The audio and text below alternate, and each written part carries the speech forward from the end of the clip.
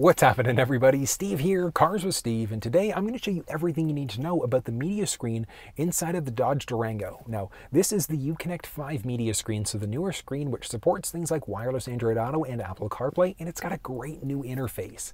Now, if you're looking for the other walk-around for the uConnect 4 media screen, that one's coming soon. If it's available, it will be in the description down below as well. But let's dive into it, have a little bit of fun, and learn everything you need to know about the uConnect 5 media screen. Next up, let's take a peek at the new uConnect 5 media screen. So this is going to be a full walk around of the screen itself. You're literally going to learn about every single page and what it does. But looking along the very top there, we've got a basic summary. So this is kind of cool because we can press in order to be able to adjust some things if we want to. We can adjust what's going on with our driver's seat there as well by moving up and down. We can turn our heated steering wheel on and off, etc. using this menu. We do have the option of doing it a little bit further down, but we'll get to that one in just a second. Looking along the top, we've got an individual profile, so if you've got multiple people driving, we can literally switch out to whatever driver is currently in the vehicle. We've got our valet mode there as well, so we can lock that one out if we want to. And that's one of the great things because you will need to put in a PIN number in order for the screen to become active or deactivated. So if you're going to be dropping the vehicle off with a valet driver, we can lock this thing out if we wanted to. We've got our basic notification center there as well. So we can see what's going on. So currently no notifications, which makes sense, but if there was an available update, things like that, notifications would show up there. We can clear them all out as well. We do have a Wi-Fi signal along the top there as well, so it lets us know if we're currently attached to Wi-Fi. We've got our time, so our clock along the very top, which when we press that, we've got our backup cam, so we've got a hot button press there. We can look at our temperature profiles and a few other things as well. So we go to our backup cam for a second there. Look at that. We see our backup camera. And then we can press the X button along the very top there. So we don't actually have to shift. Ooh. All right, now we do also have a wireless hotspot inside of the vehicle, so we can enable the Wi-Fi hotspot if we want to. Now, one thing to note, the data-only plan, you do need to have that plan connected through your cell phone provider in order to be able to do that. So it gives us a basic how to purchase screen there. Moving back, we can set up our Wi-Fi hotspot there very simply as well. And that's going to be the basics of this part of it. We can press the home button along the very bottom to get back to this main home screen.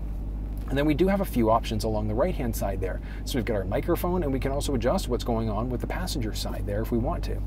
Now, going back to the home screen here, we've got our basic map, so we do have factory navigation inside of this version of the vehicle. But even if you were in the uConnect 4 and you didn't have factory navigation, we can still connect using Android Auto and Apple CarPlay, so we'd be able to use Google Maps, Apple Maps, and Waze directly through this middle screen. But let's kind of dive in and look at some different things. So looking at our basic home screen, pretty straightforward. We can add in a device very simply, but we'll get to our phone when we get into the phone in the bottom. So let's start off with our media along the bottom left there. Oh, I love the transitions between different screens there. I think that they did a great job on this one. Along the very top, we've got our FM. We can press that one out. We can go to our Sirius XM. We've also got our Bluetooth audio. So if we had a phone connected with Bluetooth audio, we'd be able to set that up there as well. If we had a USB stick with MP3s, that would show up as an option there as well. And we also do have the option for a 3.5mm jack. So if we look down a tiny little bit, we can just kind of make it out on the bottom there. So we can set that up if we need to. So if we've got that jack, so if we've got a traditional 3.5mm jack, we can easily set that up as well, which is definitely a great thing. All right, now looking at some other things. So we can change between songs radio stations. So if we're on FM here, so we can change between songs. We can press this button along the very middle there, and that's going to let us change to a station this way. So we can literally just type in a station that way if we want to. We can hit go.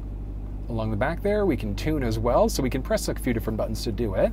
We've got a tuning rocker a bit further down, or we can press the voice command prompt on the steering wheel to be able to change radio stations as well. So we can literally see exactly what's going on there. It gives us some idea of what we can do. And we can just cancel it along the very top there. Now, if we want to be able to save a preset, it's also pretty straightforward. We just tune to whatever station we want to, and then we just press and hold any of the available preset pages. And as you can see there, it saved it out. So really that simple. We can hit all presets in order to go to every single preset that we've got, and we can literally save these things out however we want to. We can increase or decrease the number of preset pages that are shown as well, which I think is definitely a great thing. And looking, so we can jump between presets that way as well. We can turn our FM or HD radio on or off by pressing that button along the top right-hand side. Let's actually go through and do a quick audio test right now.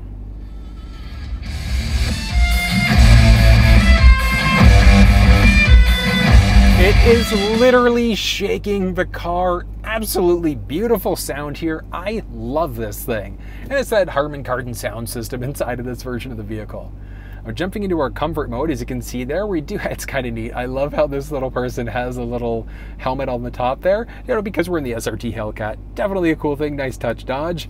But as you can see, we can have the climate go to our windshield, face, or feet. We've got a button a little bit further down as well in order to be able to hot button press to change it out that way.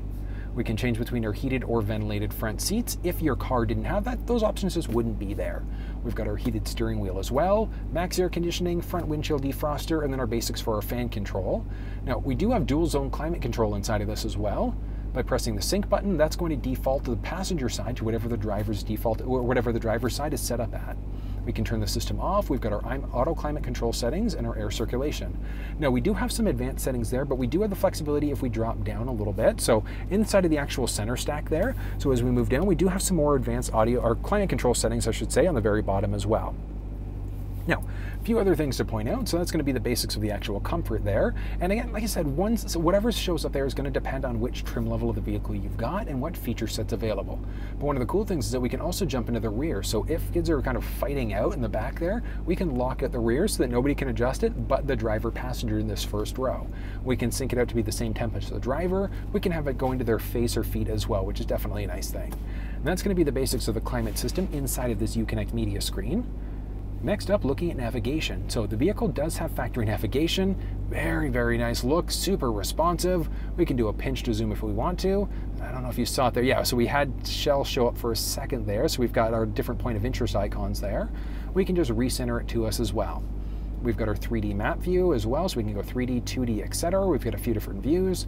We can mute it out so that it's strictly alerts. We can completely mute out as well, or we can go to some different search options. So if we're just searching, we can just search along the side there, and we can literally just start typing. So we start typing out, and let's look at, just going to give it a second in order to find some addresses there. So we've got a few different options there. So that's one of the nice things, that we do have this kind of predictive text there. We can select whatever we'd like to, and if we want to, we can press this button in order to be able to save it as a favorite. We can use this as a starting point, search near, or we can just hit drive in order to be able to start the route guidance. And as you can see there, we've got a few different routes that we can choose between. So I love the fact, and it looks so cool jumping between them. I love this new media screen. But we can jump in between different options there. We just hit drive, and that's going to set up our navigation to go. So pretty straightforward. We can see how close we are in the distance there. And then we might just be able to make it out, but let's kind of go through the steering wheel there. As you can see, we also do have the navigation coming up on the actual wheel itself. Boom. Definitely a nice thing. You will arrive at your destination at 4:08 p.m. Will I? That's great. So we have options as well, so some more advanced options. We've got a few different things there. We can look at our route overview, alternatives, turn-by-turn directions, or we can avoid different things. So it is nice that we've got some flexibility as we drive, or instead we can just end the route. We can have it so that it never shows up again with this message. So once we hit end route, it'll just end the route very simply. So as you can see, they're very straightforward using factory navigation. And one of the cool things is that we do have the flexibility to be able to search using GPS coordinates instead. We've got some other menu options there, so different keyboard languages. And as I said, we do have a few other options there. So if we want to look for parking, cafes, motels, so essentially just different point of interest. We can also add in a home or a work address. Pressing the star button, we can also set up, we can look at setting up our work or home. We can look at our recent destinations. So whatever ones we've recently searched for would also show up there. So pretty straightforward. And then moving back again, that's going to be the basic look. But again, like I said, I love the look and layout of this thing and how responsive it is. I think this thing looks absolutely beautiful. Now, connecting a phone to the vehicle is also a straightforward process. So all we're going to do is just hit this phone button along the very bottom. Do we want to pair? Yes. And on our phone, we're just going to go to our Bluetooth devices and we're going to search for devices. So as you can see there, so we've got this and we're going to connect. Perfect. We want to make sure the PIN numbers match up, which they do. So we're going to hit pair and yes. Allow contacts and favorites to sync. Absolutely. And we are now connected there. So phone is connected, which is great. Now we can also use Apple CarPlay with this vehicle. And that's one of the great things, is that everything is wireless now. Wireless charging pad, wireless Android Auto, Apple CarPlay, as long as you have this uConnect 5 media screen. So do we want to set it up? Absolutely. So we're going to hit OK there, and we're going to hit use CarPlay on the phone, and we're just going to follow the instructions there. So we're just going to wait for a moment, and it's going to take a minute or so. So we're literally just waiting for this. So you can see there, it's attempting to connect. Might take a minute or so for it to actually connect.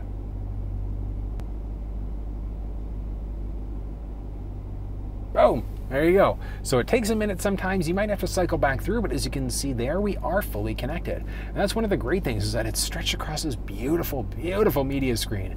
But we've got my Apple Maps, we've got Google Maps, we've got Waze, and we can use these map applications directly through this middle screen. So if you don't want to use factory navigation, you don't have to. You've got a few different options that you can use directly through this screen instead. Now, we do also have a little bit of flexibility on the iPhone side of things, because if we go into our general settings, we go into CarPlay, we can connect on the vehicle, and we can customize the launcher. So if you have a tendency to, I don't know, maybe listen to your podcast more, maybe you love your audiobooks, we can adjust whatever direction these things are showing up. And we can also remove some things. So if you're never going to use certain apps, we can just delete these things out, and our deleted apps are stored at the bottom. If we played around with it too much, we want to get all of our apps back, we can just hit reset layout, and that's going to bring us back to our factory default screen there instead. So as you can see there, we are fully connected, and it really is that simple. But I love the fact that we've got some things, like I said, we've got our podcast and different map applications there as well. We can press the CarPlay button along the very bottom to launch our uConnect phone, or we can jump into our device manager there as well. So jumping into our device manager, as you can see, brings us back to this phone screen. So we've got CarPlay, we can just launch back into our Bluetooth audio or our regular audio there instead. We can also press this button along the very top to get into some different application screens. So we can make it a favorite if we've got multiple phones connected. We can enable phone, Bluetooth, we can enable CarPlay. We can have it so that it's only charging up, so we don't need to worry about it connecting to CarPlay. We can disconnect the device, or we can completely remove it. So we press disconnect device, and it's that simple. Like, the phone is literally disconnected from the vehicle, and it took, what, a second to be able to do it? So pretty straightforward there, and the device is now connected, and that's how we set up an iPhone inside of this vehicle. Now, setting up an Android device is literally the exact same process. So on this screen, well, even if we're not on the screen, like if we hit no, we just go back to even just our home screen. Straightforward, so we can literally hit add device, device manager, or jump into phone. So we hit add device there. All right, so we're going to literally just search for Bluetooth devices, and on our phone, we're just going to jump into our Bluetooth setting there. And we're just going to scroll down, and we're waiting for our phone. Oh, there we go. So uConnect to show up along the bottom. We're just going to press that. And there we go. So we make sure that the pin numbers match up, and yes. Okay, so Galaxy is now connected, and we also have Android Auto that we can access. But firstly, what we're going to do, so let's actually hit OK. So we're going to do OK. We're going to allow our contacts there and allow access to messages, and we're waiting for our Android Auto launch up as well, which, look at this. So we can continue our setup very simply, so we can hit continue there, and we are connected. Like, so simple. But as you can see there, we've got maps, we've got my settings there, so we can jump into see settings as well. We've got our basic traffic settings, etc. We can jump into our main screen. So main screen for Android Auto, so we've got Google Maps, we've got podcasts, we can customize, and we can do a number of other things. Along the very bottom, we've got our notification center, and then we've also got our Google Assistant. So we do have a little bit of flexibility here, which is definitely a nice thing. Now, very similar to the iPhone side of things, we also do have some flexibility as to the actual settings. So if we go to our settings on our Android device, so we search for Android Auto, we can jump into our settings. We've got our uConnect, we've got our customizable launcher. So same thing, we can literally just adjust whatever's showing up there by just pressing and holding, and then we can just kind of do a drag and drop. One thing to note, whenever we change something here, we have to relaunch Android Auto for the changes to take into effect. So it's not going to update it on the fly like on the Apple side of things, but we still can customize the launcher if we wanted to. But it is pretty straightforward. Like I said, we've got our basic settings there as well, so we can jump into some different settings. Moving back on the actual phone itself, we've got our Google detection, Google Assistant, we've got our weather that we can disable, and a number of other things. So we can even disable wireless Android Auto if we really wanted to. I don't know why you would, because this phone does support wireless charging, so we can literally charge ourselves up. So if we jump down for a second there, so we're literally charging our phone up while we're also connected to wireless Android Auto. So we're literally killing two birds with one stone, which is definitely a nice thing. And then very similar to the iPhone side of things, if we wanted to leave the phone in Android Auto, we just press on Android Auto there to jump into our device manager. And as you can see there, we can connect just to our Bluetooth, we can go to our audio, or we can press the settings button along the side. We can make it a favorite. So if we had multiple devices connected, we can enable just the phone, our Bluetooth audio, Android Auto, we can charge it only, we can do not disturb, disconnect, or completely delete the device from the vehicle. So as you can see there, it is completely deleted. We can add devices in, we can go do not disturb, and if you've got multiple devices connected, we can have 1 or 2 active devices show up there as well. But really that simple, connecting a phone to this vehicle. Right, so that's going to be the basics of setting up a phone. Now, next up, taking a peek along the very bottom there. So we've got our basics, so our SRT vehicle. Watch this. So SRT vehicle, we've got a number of different things. So we've got, starting off with our SRT Performance Pages. Look at this. Oh, so nice. We've got our 20, 100 meters, etc. So we've got a ton of different options there. We can see what our times are. We've got our recent, last, and best. We've got our different gauges there as well. So nice, because yes, on the cluster screen, we did have the basics there, but it is nice that these things are outlined really, really great inside of this media screen. And that's one of the great things, is because typically we would need an aftermarket solution in order to be able to see everything at once, but this is just there. I love it. We've got our dyno engine there as well, so we can see exactly what's going on with our horsepower, torque, etc. So this is going to be useful like as we're driving, so you can see exactly what's going on there. I love it. It shows our RPMs, etc. We can show torque, horsepower, RPM, etc. We've got our history, and we can show the gear there as well. And then same thing, we've got a series of different pages that will show up there as we go. So we can see horsepower, torque, etc. G-force, we can literally see what's going on with the left-right side. We can see our pitch and our body roll there as well as our vehicle dynamics. So really, really great, because as we're adjusting, turning the wheel, etc., it does literally show us live exactly what's going on. So cool. I love this feature inside of this vehicle. And we can adjust whatever's going on there, pressing the vehicle buttons there again. That's going to jump us back to these performance pages, or we can go to look at our different drive modes there. So drive modes, we've got our auto setup, which means the vehicle is going to determine what mode we're going to be in. So it'll switch us automatically to our, it's typically going to be between the sport mode, the auto mode, etc.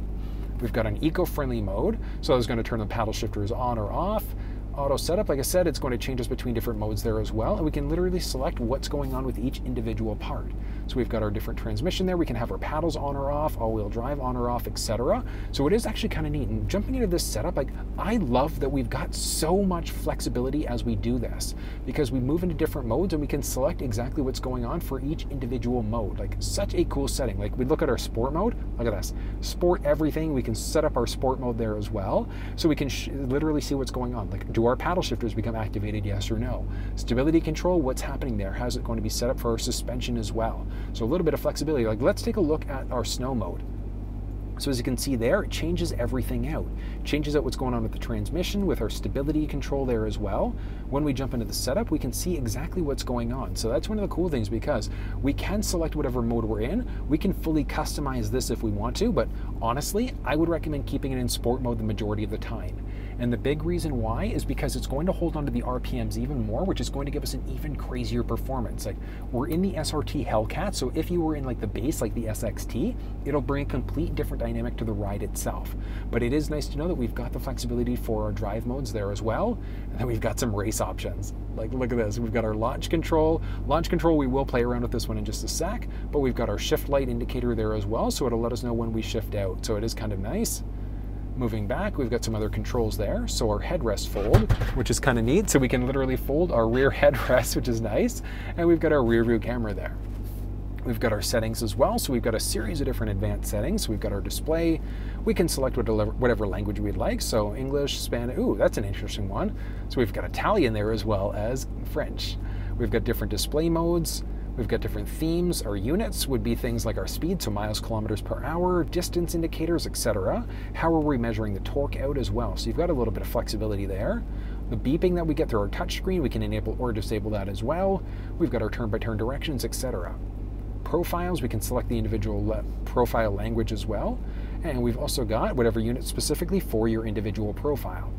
Safety and driving assistance, our emergency braking. So if the vehicle senses a potential collision, where we get a warning, yes or no, will it help us actively brake? And then what's the sensitivity for the warning itself? Or we can just turn the whole thing off if we wanted to. Moving back, we've got our lane sensing warning. So as we start to veer over into a lane, it'll let us know kind of what's going on there. And our parking sense. So as we go backwards, so as we reverse, we've got our park sensing system, that reverse sensing, that beeping that we get as we back up. We can literally turn that one on or off if we wanted to. So it's just a sound, or the display there. We've got our front sensing system as well, so the volume there, as well as the volume of the beeping of the reverse sensing system. Our rear brake assist, so if we're backing up and the vehicle senses a potential collision, it's going to brake for us. Our blind spot system lets us know if anybody's entered the blind spot on either side of the vehicle. So we've got a light, we've got a chime or a light as well. So we've got a few options there. I honestly always recommend just keeping it on the light, because the side view mirror is going to highlight and let us know if anybody's entered the blind spot there. Hill start assist. And we've also got some basics for our clock, so we can sync it up with our GPS time. We've got some different time modes if you prefer that military time. And then we can scroll down for a few other options. So we've got our phone Bluetooth, which we've got our device manager, which we've already seen that one. So we go into add devices. We can do do not disturb. We've got our phone popping up in the cluster, so the actual steering wheel cluster itself. We've got some basic for voice. We've got a female versus male voice, I should say. We can select certain things as well. So rather than pressing the voice command prompt on the steering wheel, we can say one of these words instead in order to be able to change stations, make phone calls, things like that as well. And we've also got our command list. So whether or not that command list shows up is going to be a matter of preference. Navigation. So we've got some different options for the navigation itself. So we want to show traffic flow, our arrival times, our different sidebars, our vehicle range as well. Point of interest icons. So we've got a few different options there. We've got our map view there as well. So do we want to show the lane guidance? Do we want to have it auto map? Do we want the 3D, 2D map orientation as well? Or do we want to have it true north? So we've got a few different options. With the route itself, do we want the fastest, shortest, or the most eco-friendly route? Do we want to avoid things like toll roads, carpool lanes, etc.? Do we want to have a faster reroute when available? So we can have this set up so that it automatically will reroute us as well, which is definitely a nice touch. We can send our destination to our phone as well. Sound and alerts, we can read things out. Our alert type, is it going to be a visual and sound, or a verbal as well? And we've got traffic jam ahead, so it's going to let us know if there's a traffic jam coming up. We've got our different cameras, safety warnings, etc. We've got some other settings there, so privacy and our basic about settings. Our trailer, so if we had trailers connected, we could literally set up different trailers there, so the trailer braking, trailer lights, etc. We've got some basics for our camera. So we've got our back at camera delay and then our active guidelines, which are guidelines. If we shift it into reverse for a second, these are going to be the guidelines there. So do these ones show up? Yes or no? Matter of personal preference. Our mirrors and wipers. So when we're in reverse, do we want the side view mirrors to tilt down for us? Our rain sensing wipers, you're going to want to make sure you turn those ones off if you're going to a car wash. And then our headlights with our wipers as well. Our lights, we've got a few other options there. So our headlight delay, so when we go to lock the vehicle, how long does it take before the lights turn off? We've got our headlights with our wipers when they go as well. Auto high beam, so what that's going to do is if your high beams are on, if the vehicle senses an oncoming vehicle, it's going to dim your high beams out before flipping them back on again. And then we can also flash those lights off when we lock as well. Auto door locks, yes or no? Do we want to auto unlock on exit? Obviously we want to do that. Flasher lights when we go to lock, yes or no? And we've got different sounds. So when we go press the unlock button on the key fob, do the driver's door become unlocked, or is it all doors that become unlocked? And our passive entry, which means we literally don't need to bring our key fob out. We can press that button in order to be able to get inside of the vehicle. And we've got some other personalized settings there as well. So we can set it up to your individual key fob. We've got our power liftgate alert as well, so it'll let us know when our liftgate's going. Seats and comfort are easy exit seats. What'll happen? What that means is when we go to turn the vehicle off, the seat will lower down and back up in order for you to be able to get out of the vehicle a little bit easier. And then with our heated ventilated seats and steering wheel, with the vehicle start, do we want to have it off, remote, or on all start? So all of them are going to come on when we remote start the vehicle. Different key options there as well. We've got some basic audio settings. Well, I say basic, but there's quite a few things in here. So we can see what's going on exactly with the location of the audio itself.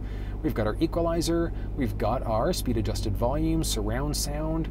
We've got our autoplay settings, our radio on, a volume adjustment there as well for each individual thing. So with our navigation, we can set it to a minimum max volume, our media volumes there as well. Moving back out, we've also got some notifications. So we've got a series of different notifications that will show up, and we can disable which ones do and don't show up there.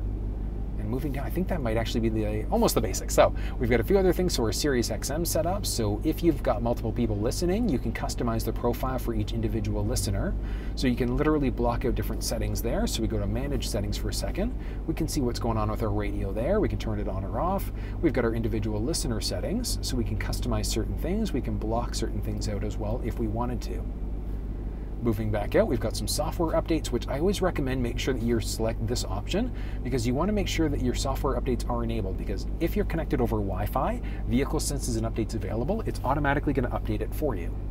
We've got our system information to see which version we're currently running off of, or we can do a reset to bring us back to our factory default settings instead. Moving into our apps button there, we've got our Performance Pages favorite, our Alexa favorite, and our device manager as well. We can also see what apps we've recently been in, so it's kind of cool. We can literally star these things out to save them if we wanted to. We've got our basic category as well, so we can see for each individual one. So this essentially is everything, every single feature in the vehicle in a nutshell. So we can turn everything on or off directly through this middle screen, rather than having to go through the different pages down below, our climate settings, etc. We've got our nav setting, we've got our phone setting, and well, quite a few other things. It's literally every single category, or we can just go all to see every little thing that can be done in there as well. So it is nice to know that we've got so much flexibility. We can go A to Z, Z to A, etc., and we can literally customize this thing the way that we want to. But that is going to be the basics of this uConnect 5 media screen inside of the Durango. So that is a pretty cool thing, right? I love how much stuff is packed inside of this screen. Wireless Android Auto, Apple CarPlay, definitely a nice thing. And I do love that we've got factory navigation, or we can just rely on Android Auto and Apple CarPlay to use Google Maps, Apple Maps, and Waze. If you have any questions, ran into any problems, drop down in the comment section below and let me know. More than willing to talk you through any problems that you might be having. If you enjoyed the video though, thumbs up and share it with your social networks. Think about subscribing, and until I see you next time, take care.